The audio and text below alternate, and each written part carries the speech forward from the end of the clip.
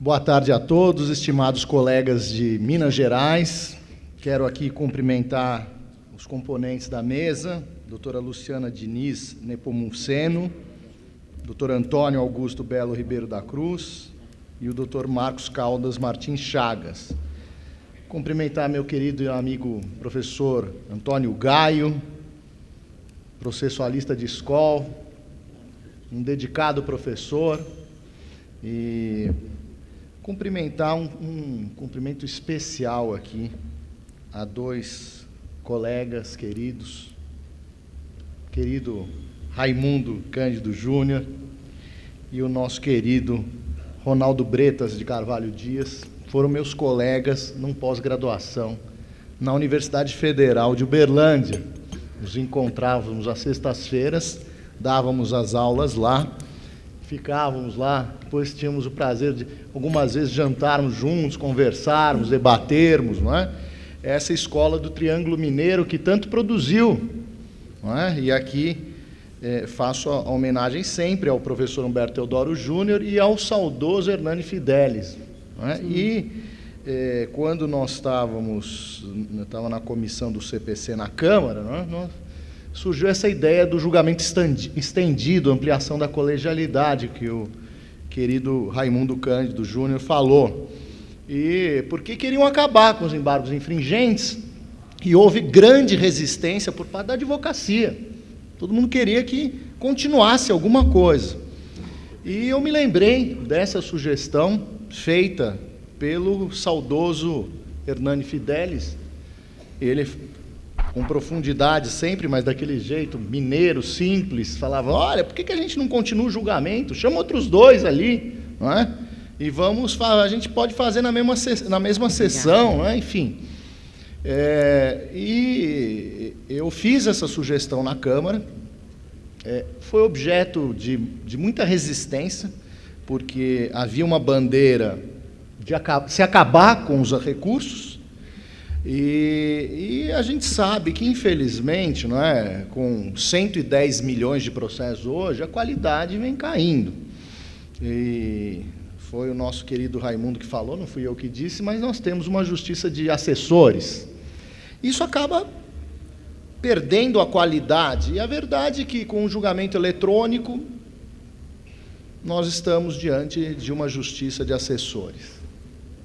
A grande realidade é essa. Então, essa técnica, que não é um recurso, é uma técnica de continuação do julgamento, tem por finalidade um pouco que provocar os órgãos jurisdicionais para dizer o seguinte: olha, gente, precisa ler o recurso, precisamos estudar o caso. Então, foi algo provocativo mesmo. Agora, cada tribunal tem aplicado essa regra da maneira que entende, não é? Essa é a verdade. Eu tenho andado muito pelo Brasil aí, e a gente vê cada tribunal aplicando. Até essa semana eu participei de uma banca de mestrado na PUC, de uma orientanda do querido William Santos Ferreira, e ela estava defendendo esse instituto, defendendo mais ou menos, que estava atacando, dizendo: olha, não muda muito a decisão. Engraçado que eu recebi outra, semana retrasada, uma tese de pós-doutorado defendendo o Instituto, apresentada em Salamanca, defendendo o Instituto. No exterior, como é que se faz? Muitas vezes a gente não vê a divergência. Os julgamentos são em Câmara de Concílio, na Itália, são fechados, mas eles fazem julgamentos até chegar à unanimidade. Eles vão fazendo o julgamento e não aparece a unanimidade, a divergência. No nosso, dadas as peculiaridades do sistema brasileiro de publicização das decisões, e isso nós verificamos diariamente na TV Justiça, essa semana o julgamento do ex-presidente Lula no Superior Tribunal de Justiça, nós temos uma tendência a realmente publicizar o julgamento. Então, é natural que se procure aí uma técnica de melhorar a qualidade. Se, de um lado, pode-se até dizer: olha, isso aqui não possibilita a maior qualidade, mas possibilita eliminar a divergência. E isso é importante, porque se nós estamos num país com 110 milhões de processos, nós temos que diminuir o número de processos, de conflitos, na medida em que haja pacificação dentro do tribunal. essa profusão de entendimentos é horrível para o jurisdicionado e também para o advogado, que fica no meio de um tiroteio horroroso com diversas oposições. E também o direito lotérico, caiu com uma turma julgadora, perdeu, caiu com outra, ganha. Então, é fato que esse instituto provoca e tem essa intenção de eliminar as divergências no seio do tribunal. Esse é o espírito histórico dos embargos infringentes e esse é o espírito que não se confunde com os embargos infringentes, mas é uma técnica que tem por finalidade de dar, sim, viabilizar uma maior discussão. É certo que existe essa troca de votos, não é? A gente sabe, eu fui do TRE 8 anos, e é muito comum você mandar os votos, haver divergência, discussão, e quando vai para o plenário, já vai para o plenário porque não teve jeito, não teve consenso mesmo. Não vejo mal nisso. O que eu vejo mal era o que acontecia no sistema anterior, que tinha divergência e o sujeito que divergia não declarava voto. Havia divergência, então o sujeito ganhava uma ação de improbidade no primeiro grau, perdia em segundo por 2-1, não tinha recurso especial porque era matéria de fato. Então, é evidente que essa técnica de chamar outros tem por finalidade, pelo menos, detectar um consenso no tribunal. E isso é um grande valor. Agora, lá em São Paulo, meus caros colegas, lá em São Paulo, o TJ faz de um jeito, eles fazem as divergências lá, chegam lá na Câmara e falam o seguinte: olha, hoje na sessão nós temos 2.000 processos. Claro que os processos são todos, eles só fazem os julgamentos, começam algumas câmaras pela divergência. Hoje nós temos 2.000 julgamentos, 3 divergências.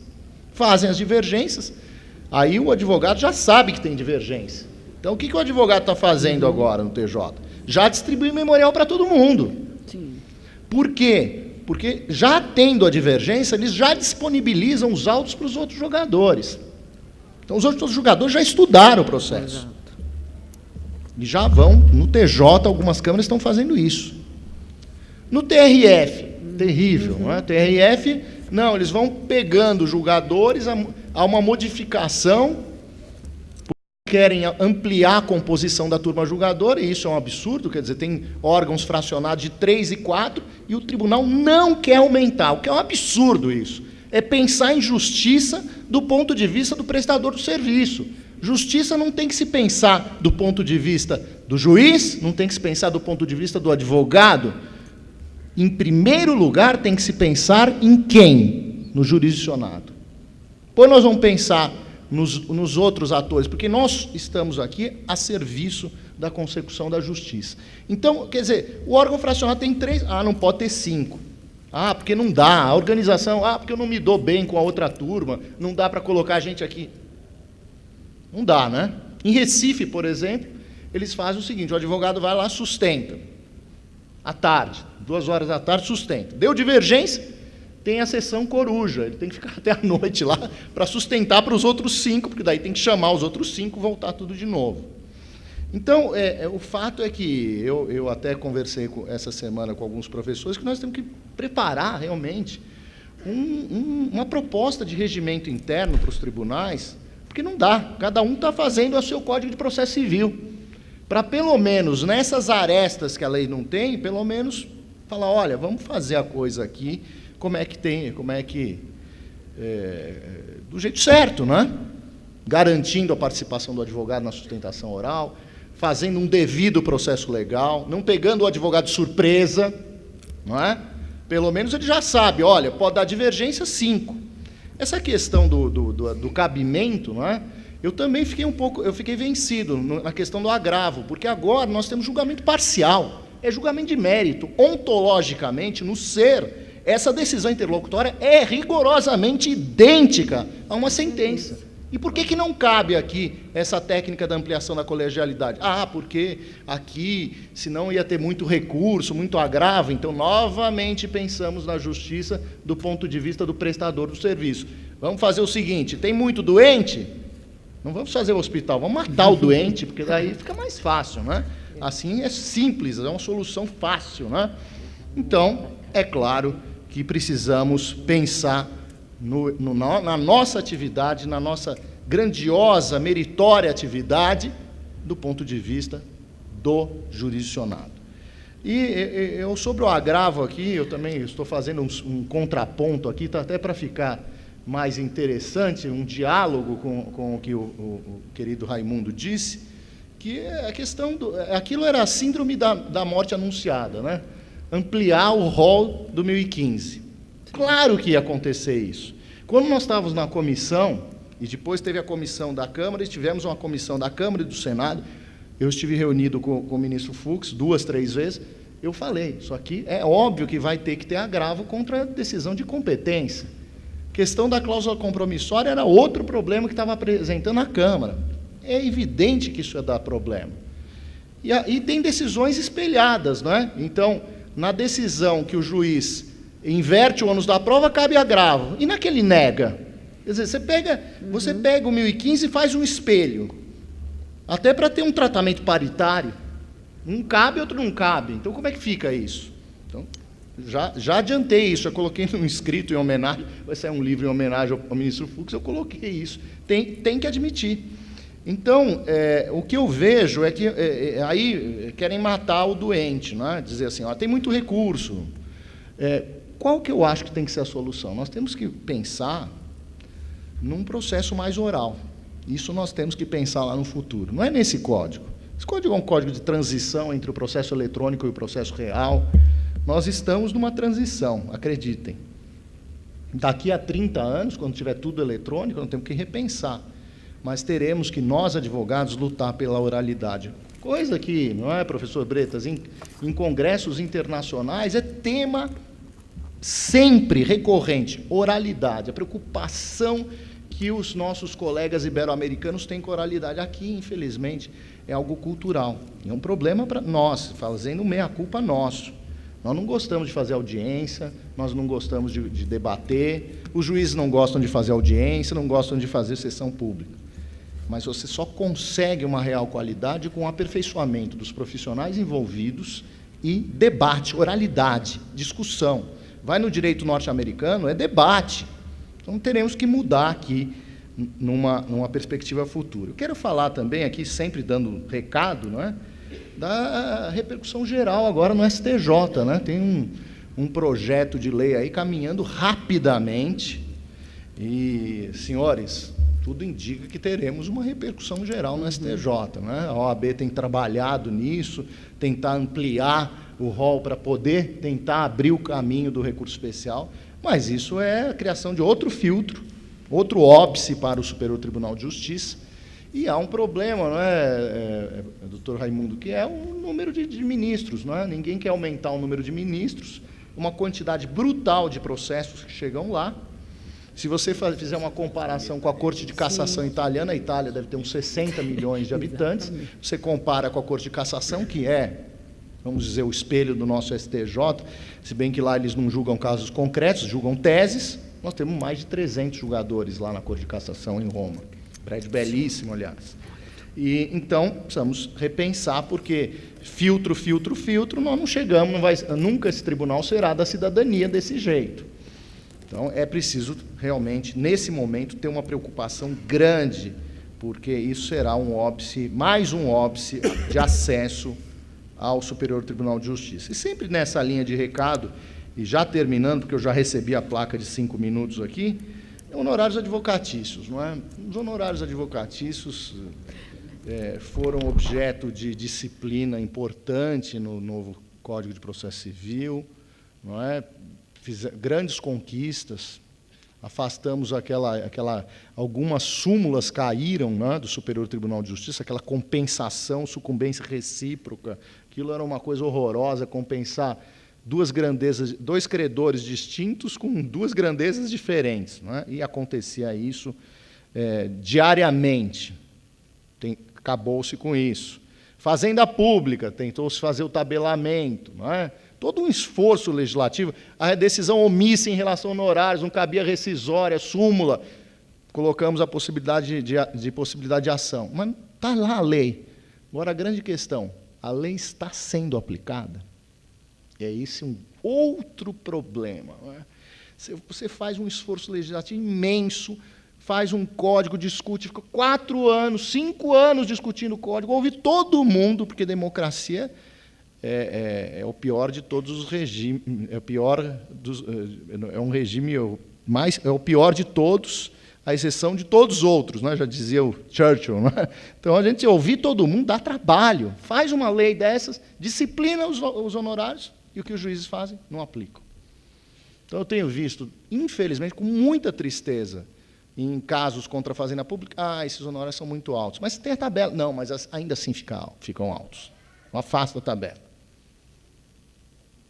Eu tenho visto honorários fixados de maneira irrisória, de novo. Não é? Então, não adianta, a gente faz lei e não adianta.